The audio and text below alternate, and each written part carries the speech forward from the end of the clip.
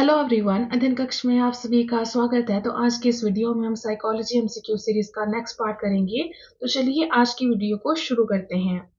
तो हमारा आज का पहला क्वेश्चन है, what is the term for the process of learning gender roles and expectations. तो आपको बताना है कि वो प्रोसेस जिसके थ्रू हम जेंडर रोल्स और एक्सपेक्टेशंस को सीखते हैं उसको हम क्या कहते हैं। तो इस प्रोसेस को जेंडर सोशलाइजेशन कहते हैं। तो इसका सही आंसर रहेगा option A, gender socialization. Next question पर आ जाते हैं, who propose the concept of significant others in socialization. तो आपको बताना है कि समाजीकरण में सिग्निफिकेंट अदर का जो कॉन्सेप्ट है वो किसके द्वारा दिया गया है। तो सोशलाइजेशन में जो सिग्निफिकेंट अदर का कॉन्सेप्ट है इसे जॉर्ज हर्बर्ट मीड ने दिया है। तो इसका सही आंसर रहेगा option D, George Herbert Mead.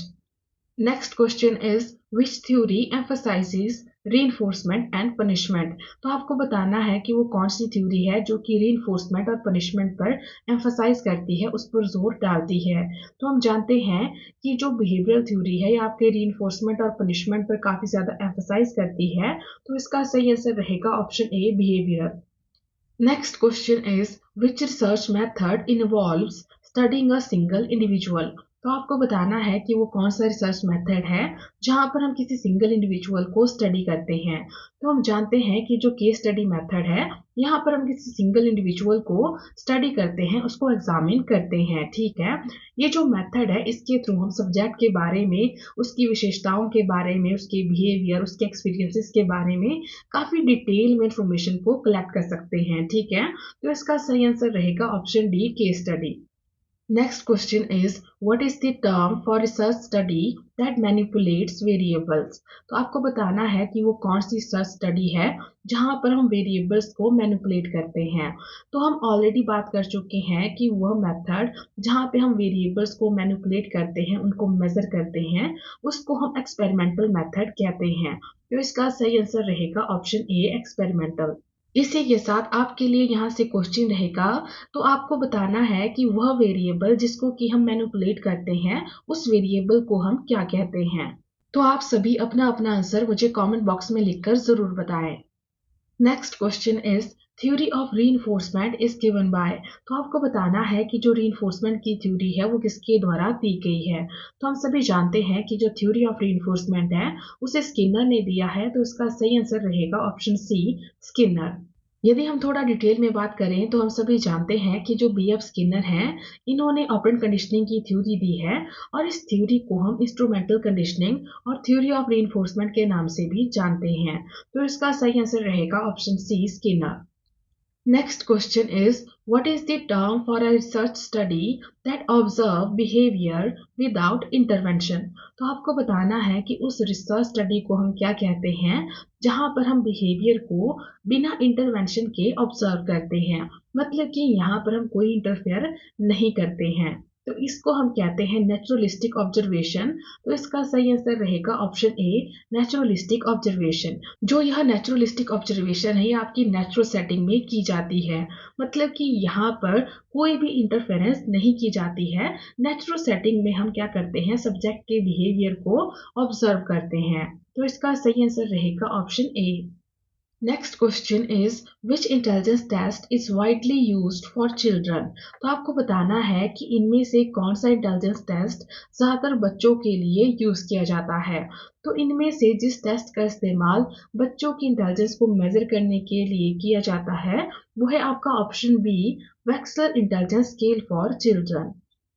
Next question is what is the term for learning through problem solving. तो आपको बताना है कि जब भी हम प्रॉब्लम सॉल्विंग के थ्रू चीजों को लर्न करते हैं, सीखते हैं, तो उसको हम क्या कहते हैं।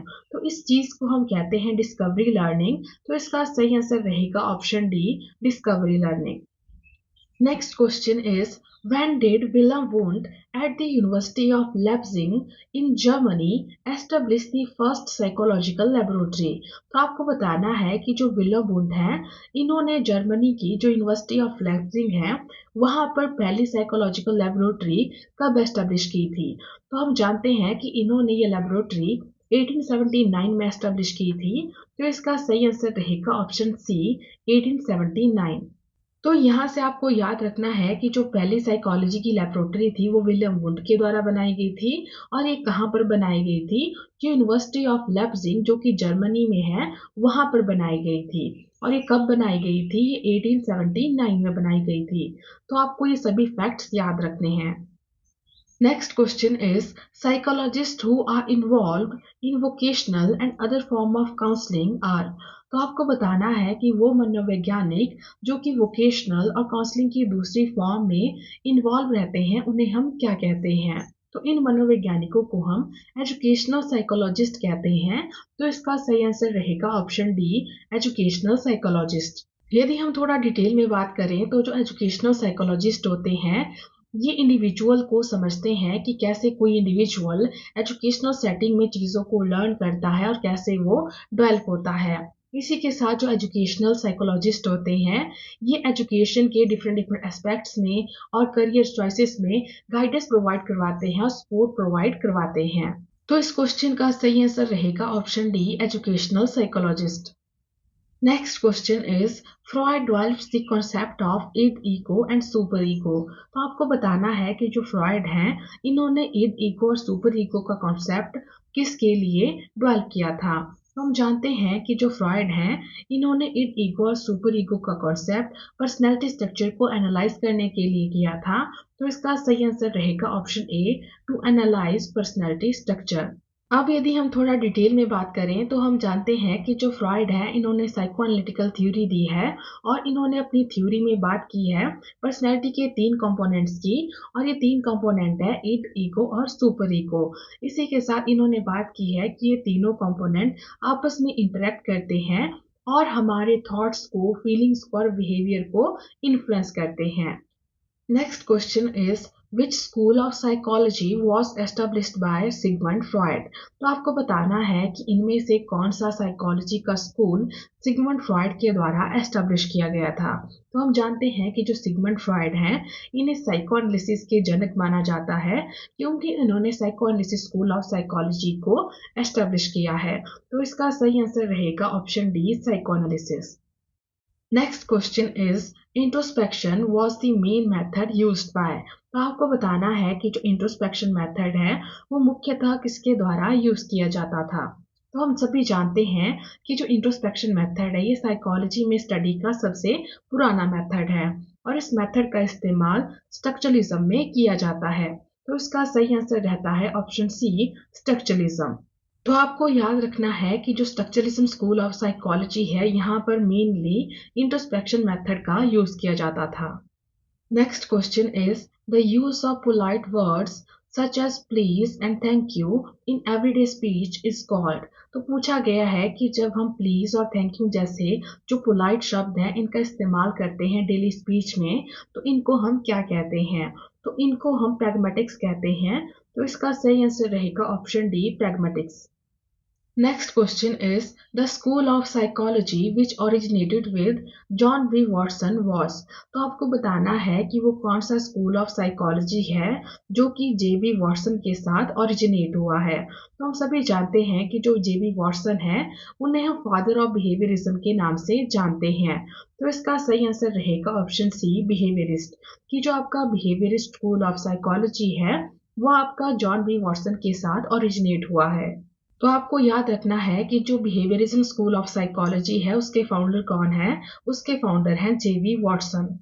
Next question is which of the following is a defence mechanism. तो आपको बताना है कि इनमें से कौन सा एक डिफेंस मैकेनिज्म है। तो हम जानते हैं कि यहाँ पर जो डिफेंस मैकेनिज्म है वो है आपका ऑप्शन बी, प्रोजेक्शन।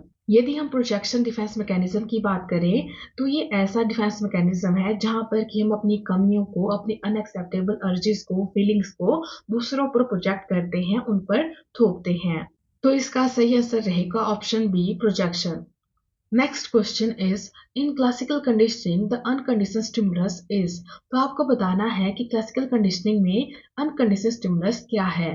तो हम ऑलरेडी पहले भी बात कर चुके हैं कि जो अनकंडीशनल स्टिमुलस है ये ऐसा स्टिमुलस होता है जो कि नेचुरल होता है और ये किसी भी रिस्पॉन्स को नेचुरली ट्रिगर करते हैं। तो इसका सही आंसर रहेगा option B, the stimulus that naturally triggers a response.